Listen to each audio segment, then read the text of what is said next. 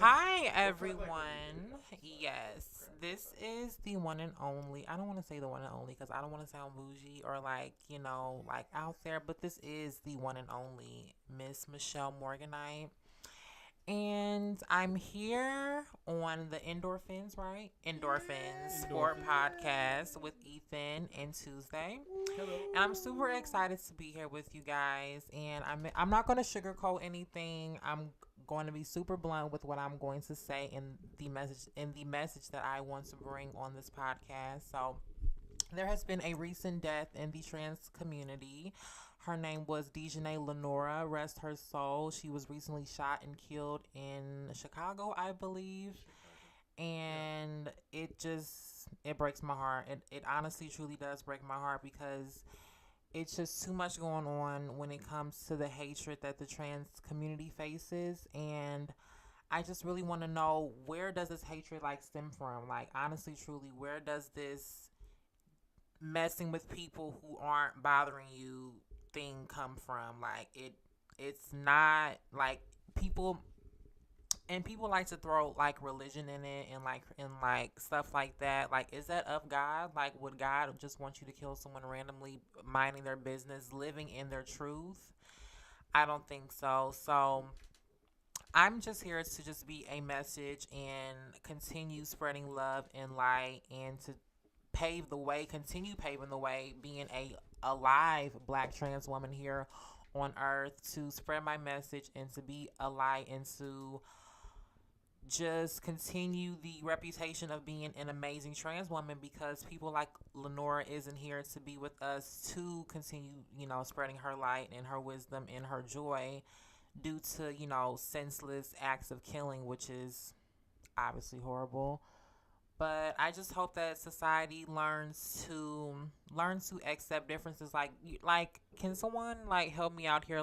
Why do honestly, truly, why do you think that someone should kill someone based off of them living their lives? Like, do you think I don't think that's not even human.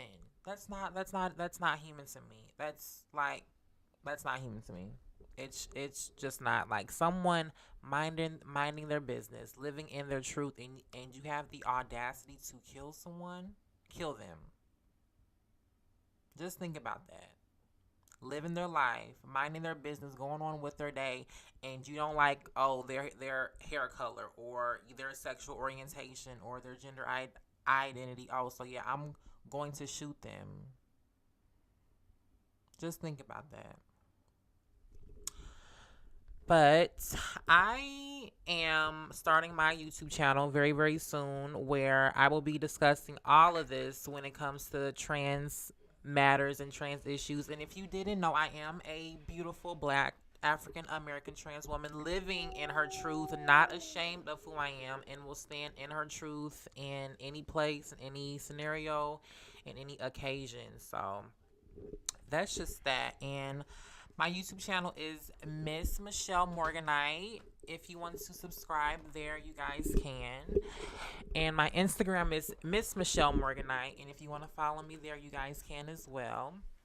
And I will just be talking about every and anything. And I hope you guys just, learn to love people and just learn to accept others, and it's not really about accepting, just respect somebody. Like, you don't necessarily have to agree with, someone's lifestyle or the way they live. Just respect them as human beings and go on about your day. Seriously. And stand up for someone who's trans. And if you don't know, ask questions.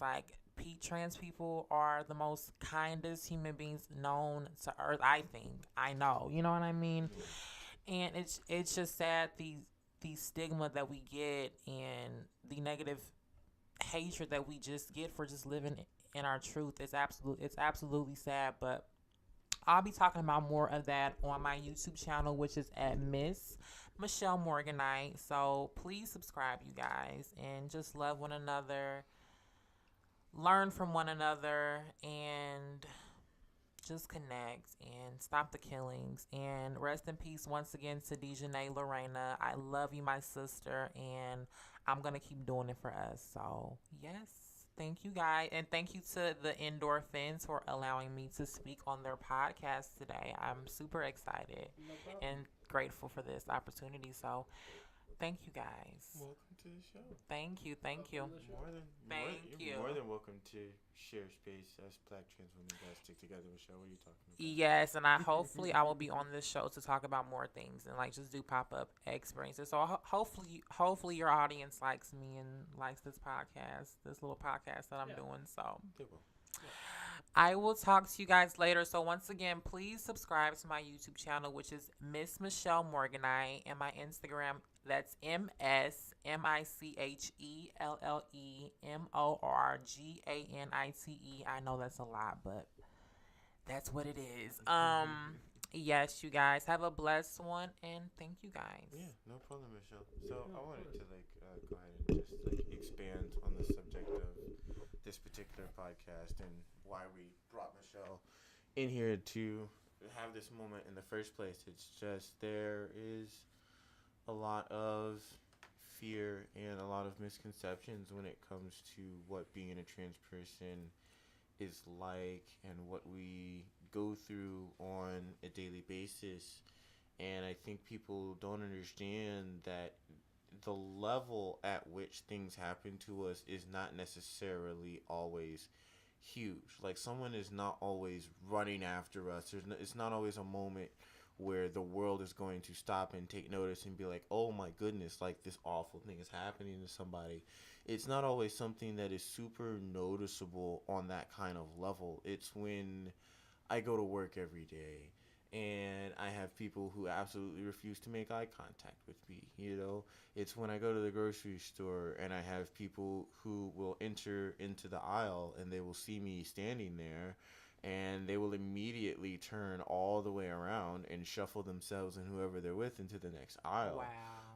It is when you go up to the counter and people hesitate and they take a 2nd. It's Mhm. when you're walking just through this down the street or through a space full of people and you have people look you in the eye and they mouth wow, or they immediately like start whispering to the people that they're with. And I don't remember who I had this conversation with, but it's not that the room immediately goes completely silent and that everybody has their eyes on you. But when you walk into a giant cafeteria, you notice that you notice that everybody's having a conversation. Mhm. You notice that there's like a certain level of sound. You don't necessarily hear words, but there's a certain volume level that's being held, and you have to speak above it to be heard. When I walk into a room as big as that, what you'll notice is that you'll still hear the chatter, but you won't necessarily hear the chatter as loudly. And then a lot of times the volume goes back up and people go back to their lives and it is what it is. But you don't forget that the volume dipped. You don't Mhm. it's not a correlation. Like it's a causation when you Yeah. walk into that room and the volume dips down. It's a correlation. It's causation when you walk into the room and immediately you have everybody's attention simply because of the color of your skin, simply because of what your gender identity is. Like all of these different things that people fear and all these Fear. different things that people do not understand simply because they're like, well, this experience is whatever they've been told that it is. But here's the thing: how many people actually have met a trans person? Right. You know what I mean? Right. Like, how many of them have actually sat down and said, you know what? I keep hearing this word. I keep hearing about all these people. I want to talk to someone who goes through this. Right. Right. Because when you're demonized and when you are turned into a freak and you're turned into a caricature and you're turned into something that is seen as less than human by all these people, when you're seen like that, it's difficult to have people who see you that way change their rhetoric. Like, yes, I have this conversation all the time. We're clearly capable of changing. I tell people all the time, I am not the same person I was 3 years ago. Mhm. And that is the best damn thing I get to say about myself. Like, being able to change as a person is one of the best things that's ever happened. Is one of the best things I've ever realized that I could do was just to be a better person. And to be able to listen to people who have gone through things that I have never gone through. Like, before I actually realized that I was a trans woman, being able to sit down and as a masculine person be like, this is what sexual assault is. This is what makes people who are feminine uncomfortable. These are the types of things that I may be saying to my friends. These are the type of things that I may be saying in other different public settings that make me sound really, really awful, you know? Like, you can say certain things and people will go, okay, that makes me uncomfortable. I don't want to spend my time around that person. Like, it's little things like that. When you meet people who can explain those types of things to you so that you can change your behavior. Because not everybody wants to be a villain every single day. I'm sure there's plenty of people standing on, quote unquote, the other side who are like, why can't we all just get along? Why can't we just come to the same conclusions? Why can't we actually sit at the table and have a conversation with each other? You know what I mean? Like, when you find people who meet those intersections and you actually sit down and have a conversation with them, your perspective will change. Like, if people were to sit down with people like me and you and actually have a conversation about why I have awful stories about doing pretty much every drug that I can think of, why I have awful stories about sleeping in my own car out on the streets, why I have all these awful stories about riding around hoping to get pulled over or shot or commit suicide or whatever the hell just because of what's going on in my life. When people sit down and understand what it really truly is to come from the bottom of systemic oppression and to try and raise yourself above that on a daily basis. Like, this is what being trans is being about. It's about being at the very bottom of a system that is going to do its very best to meat grind you, to turn you into absolutely nothing. Trans people have no history. Trans people have no rights. We have no idea who we are. We have no idea where we've come from. And it is not an accident that the word has been erased from history. It is not an accident that you cannot find information on our types of people. It's because they have tried to eradicate us. And there's no ifs, ands, or buts about it. You can find history. We have found history on ancient civilizations, and we claim that we have more evidence about alien existences than we do about trans people in history. It's written down. It's in different places. It's been destroyed in a lot of different cases. But we're still out there. And the thing is about it is they just love to make but when they do talk about it in history, oh, it's a sin. Trans people are sins. They're evil. They're nasty. They're all these things, and it's just like, I know some of the most amazing trans people. I know some of the most amazing gay people, kind-hearted, genuine, loving individuals who aren't these evil sins and these evil people. So it's just like, like you said, they are trying to wipe us out, but they're also they also not only are they wiping us out, they gave us that negative stigma too for society to judge us. It's the isolation that will get you, because now all of a sudden you go looking for help and people only know the awful stories. So yes, they are finally meeting you for the first time, but they're so apprehensive because of all of the misinformation that all of a sudden you were looking for help and they're just looking at you like, nah, man, I've heard about you before. You got this, that, and that going on. I don't really want to mess with things like that. And it's just like, man, I've been reading this book. It's called Nevada. It's by Imogen Benny, I believe is how we pronounce her name. I am not deeply far into this book. I'm only a few pages into this book. But it's absolutely wonderful. It's about a trans woman living in New York City.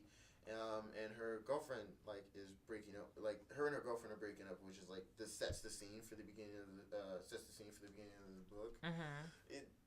It'll get explained. And then so in the very beginning, there's these there's this passage, and the author is describing what trans women are what trans women are like in real life versus what they are in real life. And I just wanted to read a little bit of it. Like, it's only a couple pages, but I'm just gonna read a little bit of this.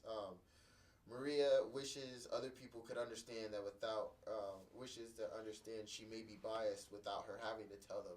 It's always impossible to know what anyone's assumptions are. People tend to assume that trans women are either drag queens and loads of trashy fun or sad, pathetic, and deluded pervy straight men, at least until they save up their money and get their quote unquote sex change operations, at which point they become just like every other woman or something. But Maria's like, dude, hi. Nobody even reads me as trans anymore. Old straight men hit on me when I'm at work, and all these years of transitioning, I haven't even been able to save up for a decent pair of boots. This is what it's like to be a trans woman. Right, right, you're consistently broke. Right. That's the end of the passage. You're consistently broke on a regular basis because nobody wants to hire you because you look a certain way. Nobody really wants to associate with you. Or because you're trans. Right. Like, once people, like, even if you're, especially for someone like me who hasn't actually, like, tried hormones or anything like that, like, I am obviously trans. Like, I still have facial hair everywhere. My body's still shaped funny. Like, there's just there are a lot of different things going on, and people in our community always like to say, oh, well, you can't tell.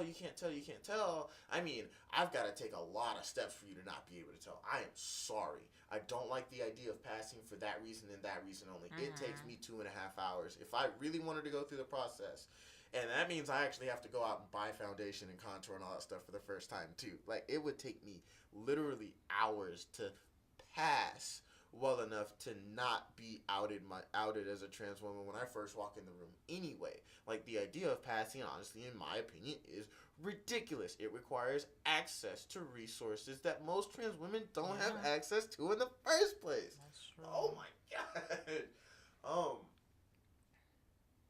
And my thing about that is, like, say if a trans girl is going through their, transition, like, I just wish that we would get into a point in society where we see, trans girls, transitioning, and, some trans girls may not look all the way, passing, or they, still may have, features, whatever the case is. Just give trans people the respect, like, okay, they're transitioning, they're going through their transitioning. Eventually they'll be able to look the way that they want to look, or the way that fits them. So just give them time, and I just wish people wouldn't judge. They'll just realize that, like, okay, that person's going through their transitioning. Transition obviously takes time. It's not something that is going to happen overnight. Yeah, no one looks like, the Jenner opportunity. Right. No shade.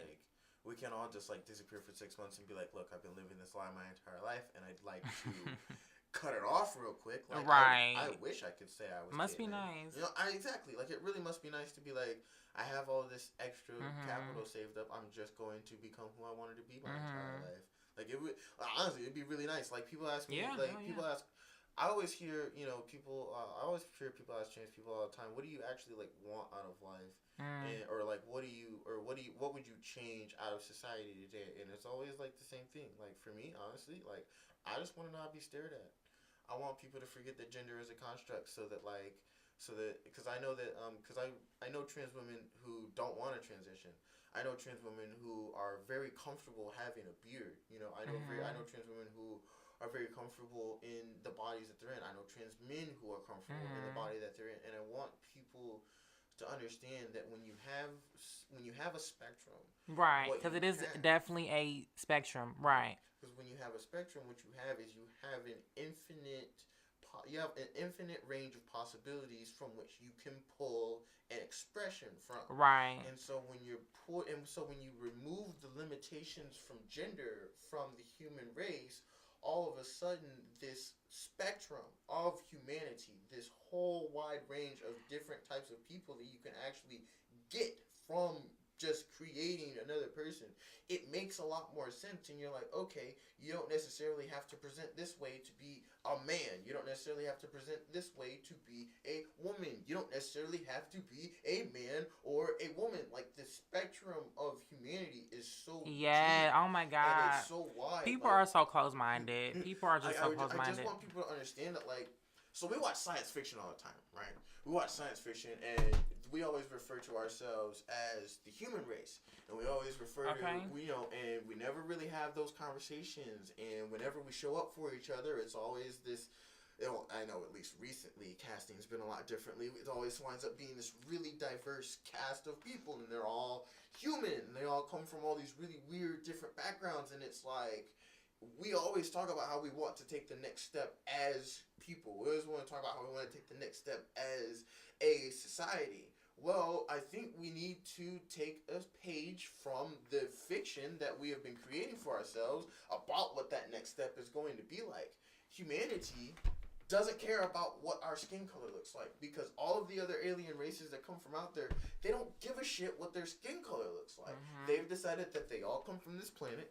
They've decided that they all have this particular heritage. They all have this particular culture. They all have these particular differences, and that makes their cultures unique. It's what makes their differences special. But at the same time, they're unique, but they're not divided about their uniqueness. And that's what blows my mind about humanity, is that yes, we are all unique, but at the same time, we have managed to take those instances, those small instances in which we're different, and we have turned them into these huge gulfs in which we cannot be close to each other.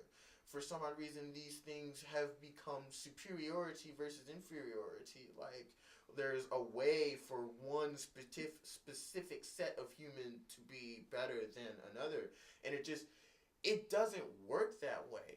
It never really has worked that way. What makes another race better than the other? And I'll every time I think about that, I think of Get Out, and I think of that moment where they're talking about athletic competition, where they're asking him why he doesn't do MMA. Or they're asking him why he, doesn't do sports or anything like that. And it's like, maybe, let's just live off of the moment. Let's just say for the moment that, yes. Honestly, I'm just saying this as a theory. Nobody come crucify me in the next 20 seconds. Let's just say the more melanin that you have in your skin, the more athletic prowess you have. Let's say that becomes a fact for humanity. What the heck are we going to do with it? What are we actually going to do with it? Because after a while, you can only become such a perfect human being. What are you aiming for after that? What do you actually want to be after that? Okay, so let's say you actually succeed in creating the perfect human being. What are they going to do?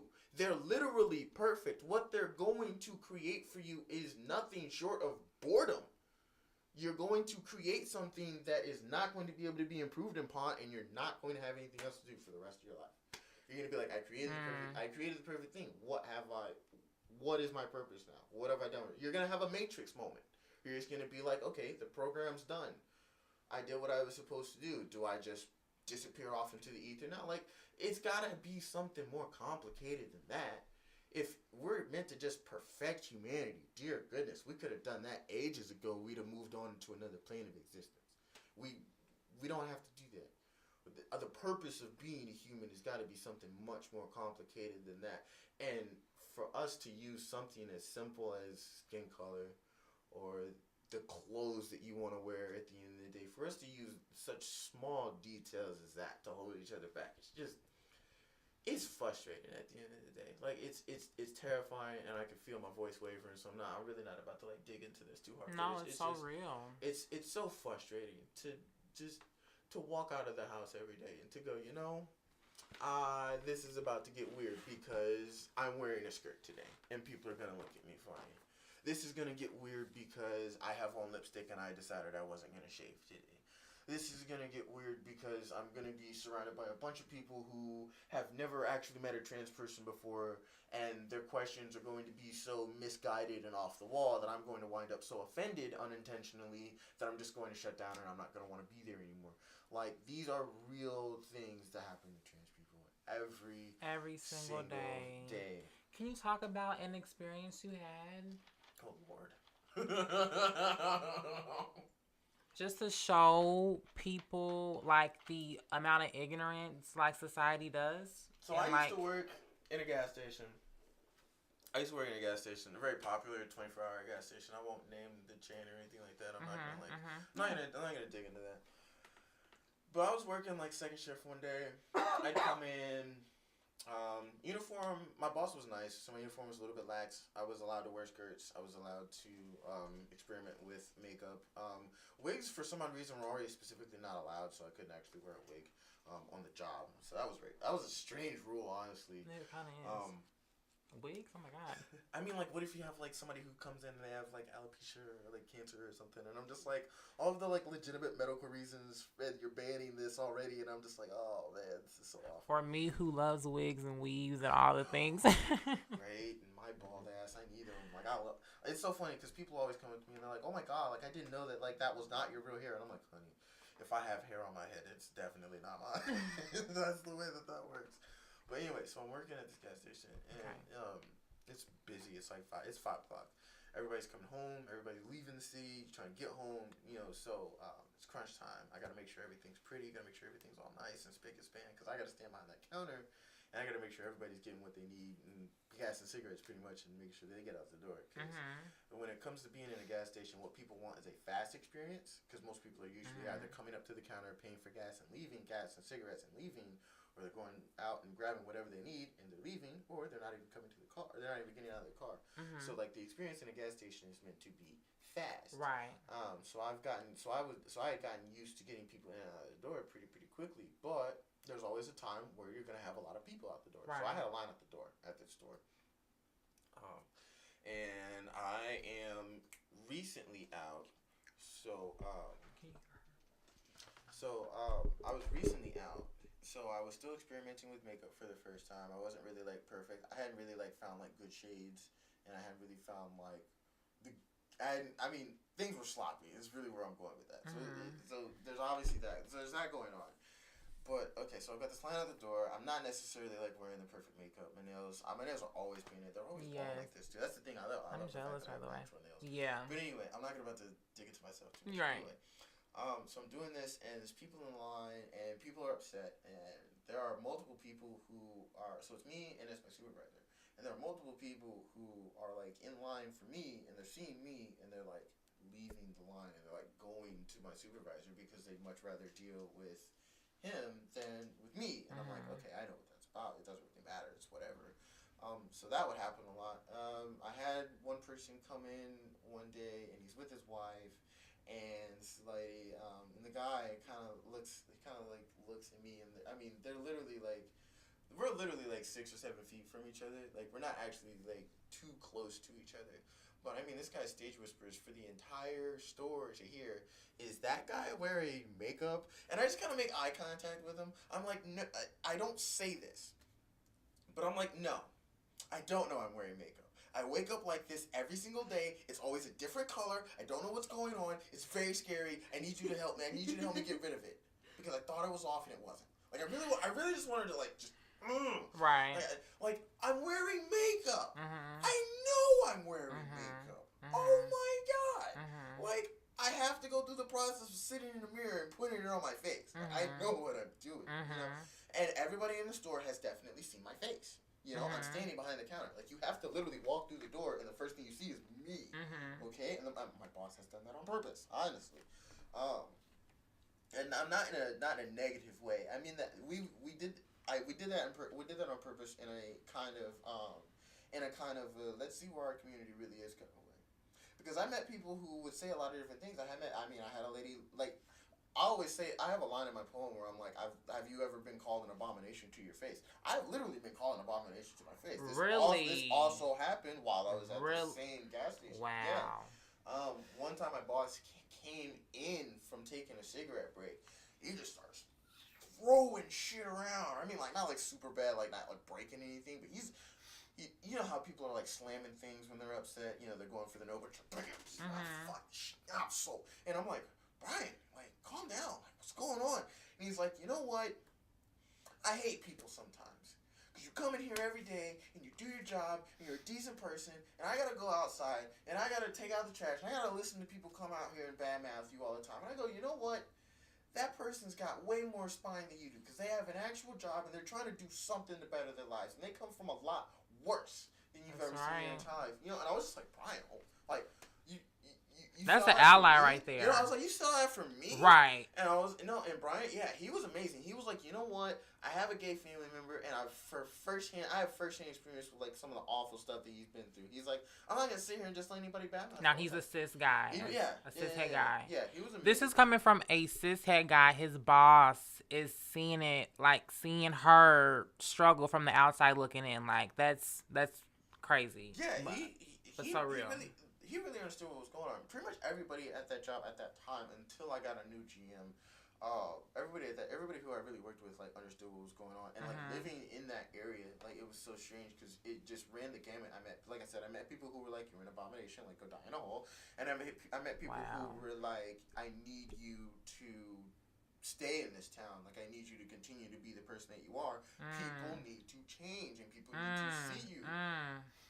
Excuse me. Because I had my boss come up to me and she's like, there are certain people who don't come to the store anymore. I was like, what? And she goes, no, because you are working here, I have had people tell me that they don't want to come to my Speedway store anymore. And I'm just like, what do you want me to do about that? Like, oh crap, I just said the corporation, didn't I? We're gonna have to edit that out. It's a corporation, but it's not like a specific Speedway. Well, we'll figure it out. Anyway, I just don't want to be held reliable. No, but you're fine. But this just goes to show that we go through shit. We honestly go through shit, and it's just like, I'm so sorry that happened to you. I mean, like that's the thing, like an abomination to your face. Just imagine. A couple who's had sex out of wedlock and me saying, "Oh my God, you're such an abomination. You're an abomination for having sex before getting married." It's not even for something that extreme. You know what I mean? It's not even really for something that extreme. No, it's really more like, okay, so I'm by myself, right? You know what I mean? And I'm just literally like this. I got on short shorts and I got on a t-shirt. Right? I got on my sheathers button. Okay, I walk out like this, and everybody's just going out and be like, right, who are you today? And it's just like, have some respect. Yeah. Here's the thing. If I walk out here like this, right? Let's just let's pretend this is my favorite t-shirt, because it's top 5 though. It's got an Asada Shakur quote on it. But let's say it's my top 5 t-shirt. Let's say you, listener, you get to wear your favorite t-shirt. You go to the grocery store. You go to the grocery store. And the whole time, I mean, and it's a simple t-shirt. It's like a band t-shirt. It's not even something offensive. Like it's a band t-shirt, or it's just like a superhero t-shirt. It's like your favorite superhero t-shirt. This is your favorite t-shirt, okay? And it's something simple and non-offensive for the sake of this example, okay? And you wear your favorite t-shirt out to the grocery store, and everybody in the grocery store keeps like scooting as far away from the lane as they possibly can to get away from you. People are, turning out of the aisle that you're in and like walking away from you because you're wearing this t-shirt. And so you walk through the store, you don't have interactions with people, you're having a hard time finding the item that you thought you knew where it was and you didn't because you can't find a store employee, okay? You get up to the front of the store, you're upset, you've spent more time here than you wanted to, you didn't even, there's things in your cart you don't even actually want, but you can't find the thing that you actually want, so you're buying all these things you don't need. And you get up to the front, and the first thing that the person says to you is, "Wow, nice of you to leave your house today."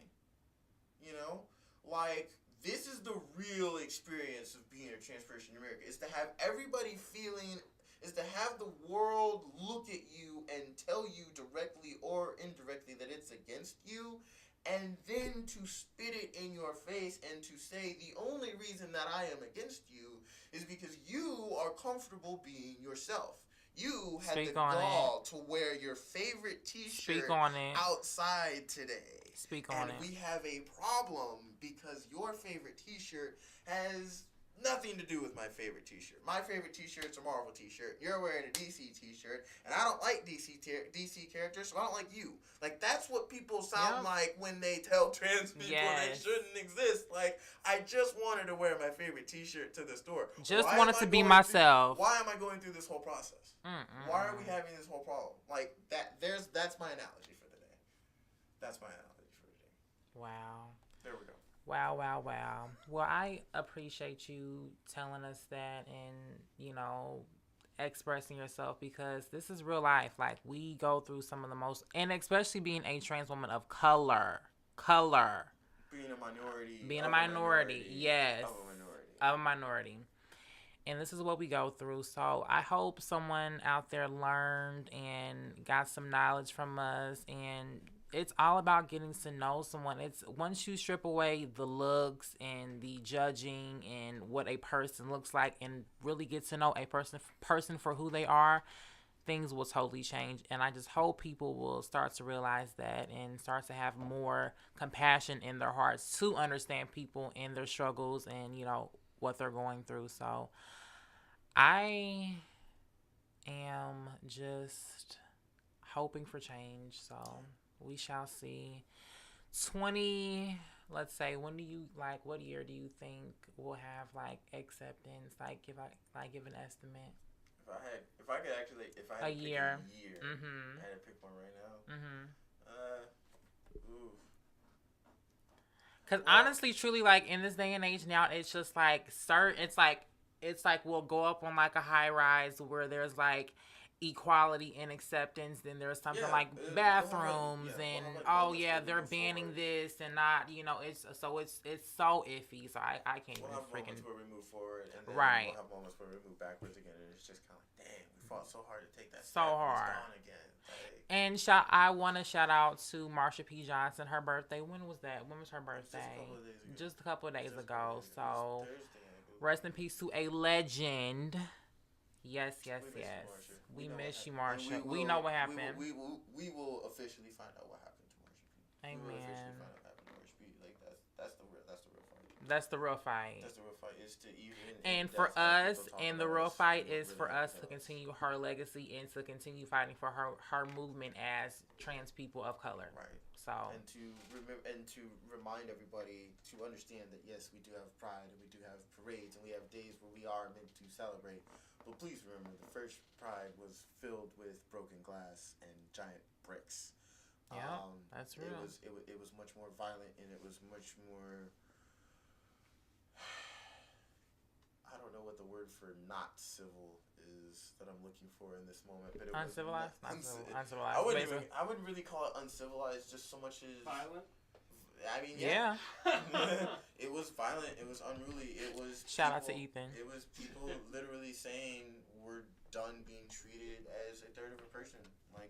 We're done being criminalized for being humans. So people don't understand is that cross-dressing was on the books in the 70s in this country. The 70s.